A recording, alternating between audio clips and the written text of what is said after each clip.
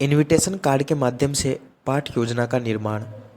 ऊपर आपके संस्था का नाम रहेगा, डीएलएड प्रथम या द्वितीय वर्ष जिसमें भी आप अध्ययनरत हैं, सत्र आपका जिसमें आप अध्ययनरत हैं वो लिख दिया जाएगा, वार्षिक पाठ या समालोचनात्मक पाठ योजना।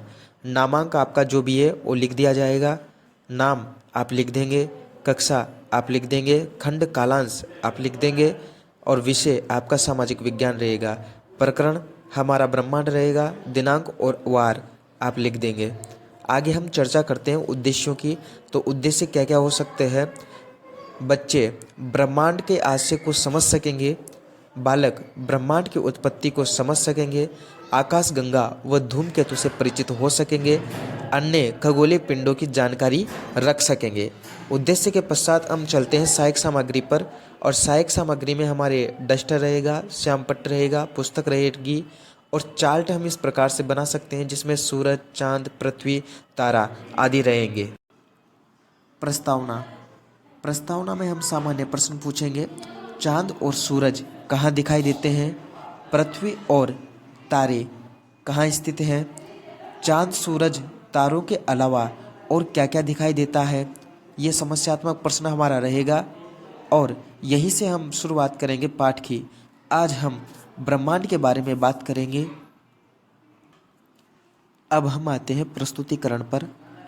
विषय हमारा सामाजिक विज्ञान रहेगा, कक्षा 6 रहेगी, प्रकरण हमारा ब्रह्मांड रहेगा।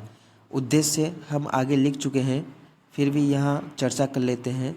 बालक ब्रह्मांड का आशय समझ सकेंगे, ब्रह्मांड की उत्पत्ति के बारे में जान सकेंगे और खगोलीय पिंडों की जानकारी बालक कर सकेंगे।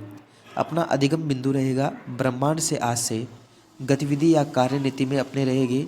सामूहिक रूप से सर्वप्रथम बालकों से कुछ प्रश्न पूछेंगे, जैसे सूरज कहाँ दिखाई देता है, पूंछ वाले तारे कहाँ दिखाई देते हैं, इनके अलावा आसमान में और क्या क्या दिखाई देते हैं। अब बालकों को ब्रह्मांड क्या होता है उसके बारे में बताएंगे। सहायक सामग्री अपनी रहेगी, चौक, डस्टर, श्यामपट्ट, चार्ट और मूल्यांकन गतिविधियों में अपने प्रश्न रहेंगे। ब्रह्मांड क्या है, ब्रह्मांड किससे मिलकर बनता है, आकाश गंगा किसे कहते हैं, ब्रह्मांड में कितनी आकाश गंगाएं होती हैं।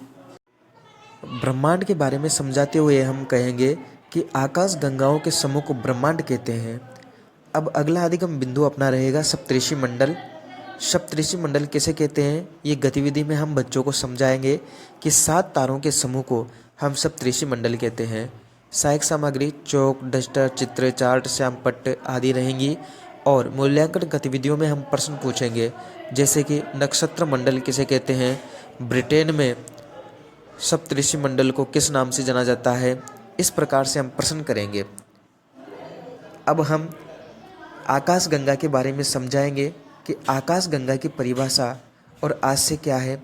आकाश गंगा का उदाहरण देते हुए विस्तार से समझाएंगे। धूमकेतु के बारे में हम बताएंगे, तारों के बारे में जानकारी देते हुए धूमकेतु के बारे में बताएंगे, धूमकेतु का उदाहरण देते हुए समझाएंगे।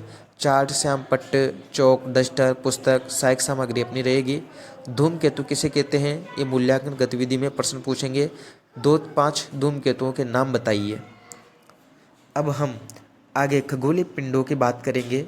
अपना अधिगम बिंदु रहेगा खगोलीय पिंड, गतिविधि या कार्यनीति रहेगी। खगोलीय पिंडों की जानकारी बच्चों को दी जाएगी और इसमें हम उदाहरण देंगे, जैसे कि ग्रह। चौक, डस्टर, चित्र, चार्ट, श्यामपट्ट आदि अपनी सहायक सामग्री रहेगी। खगोलीय पिंड क्या होते हैं इसके बारे में बताएंगे। 5 खगोलीय पिंडों के नाम उनसे लिखवाएंगे। श्यामपट्ट कार्य के लिए रिक्त स्थानों की पूर्ति करें। इसमें हम प्रश्न देंगे। 7 तारों के समूह को कहते हैं।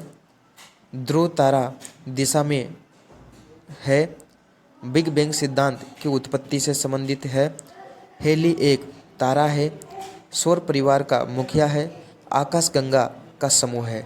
इस प्रकार से हम रिक्त स्थान देकर प्रश्न पूछेंगे। आगे ग्रह कार्य, निम्न प्रश्नों के उत्तर दो। सप्तऋषि मंडल क्या है, ब्रह्मांड क्या है, इसकी उत्पत्ति के सर्वप्रथम सिद्धांत का नाम बताओ, आकाश गंगा किसे कहते हैं, पुच्छल तारा क्या होता है, किसी एक तारे का नाम बताओ, सौर परिवार के ग्रहों के नाम बताओ। इस प्रकार से हम इनविटेशन कार्ड चिपका कर अपने पाठ योजना को पूर्ण कर सकते हैं।